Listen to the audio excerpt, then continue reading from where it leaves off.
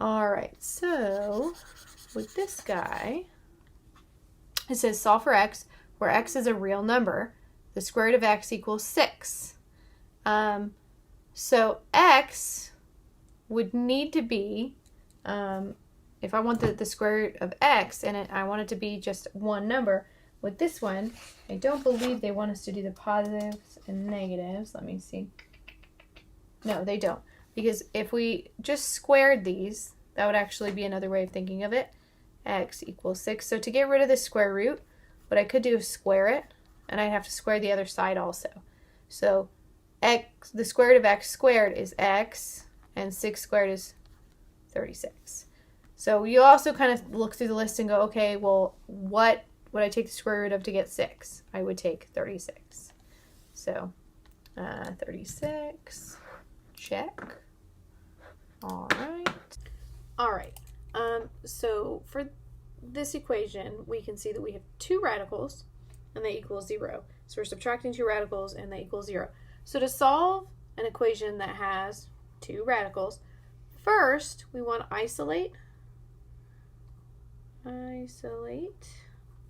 one of the radicals, or both if we can. In this case, we're actually going to be able to isolate both in one step. And we want to isolate the radical to one side of the equal sign and then square both sides. This is going to eliminate that radical, that first radical we isolated. Now in this case, this one's a little simpler because we don't actually have anything else being added or subtracted outside of the radical. So when I move this one like this, 3u plus 14, and I'm going to add it to this side as well, and that's the square root. So I'm adding it to the 0 side. I'm going to end up with 5u plus 2 square root equals 3u plus 14 square root. So the entire left side and the entire right side have a square root on them.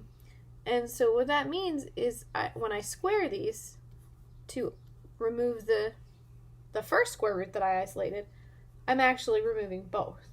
But sometimes this doesn't happen because we have something else that's being, it's not just the square root of 3u plus 14, but there's like a plus 5 on the end or something like that.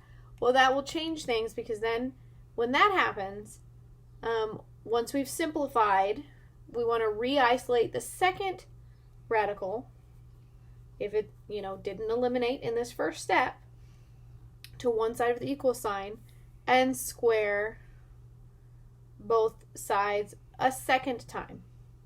And this will eliminate that second radical that didn't quite get eliminated the first time, because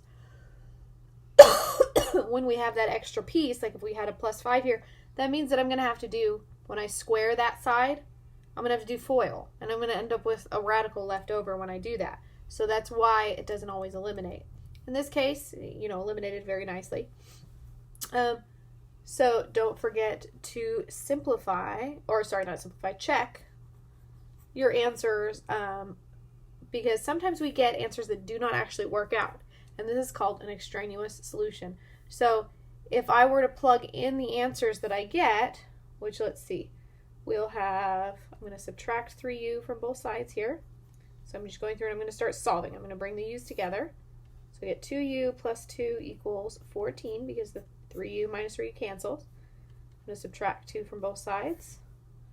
So I get 2u, 2 minus 2 cancels, then I get 12, and I'm going to divide by 2 on both sides. So u equals 6. So we want to make sure that we check this just in case it doesn't work. Because sometimes when we go back and we plug it in, it doesn't actually get us what we want it to. And we call that extraneous solution. It was something, we arrived at this number, we did all our math correctly, but the number just simply doesn't work. So that means no solution. So we want to go through and check to make sure 5 times 6, because remember that's what we're saying u is, plus 2 minus 3 times 6, because again 3 times u, plus 14, and we're checking to see does that actually equal 0. So this is 30 plus 2, and that would be 32. And then we'd have 18 plus 14, well that also gets me 32, and there's a minus sign, So the square root of 32 minus the square root of 32 is in fact 0. So that's checked and that's good. If we didn't get the left and the right side actually equaling the same thing, in this case it's 0 equals 0, so that's fine, then that's when we have that extraneous solution piece come in. So this one can be a little bit challenging on that one because we sometimes get answers, or we'll get more than one answer when we have a quadrilateral, goodness gracious, a quadratic, using the wrong words there, a quadratic, meaning that we have a variable with an exponent on it there too, where we'll have more than one solution, but one of them simply doesn't work and the other one does. So always go back and check your answer just to make sure that it's not extraneous.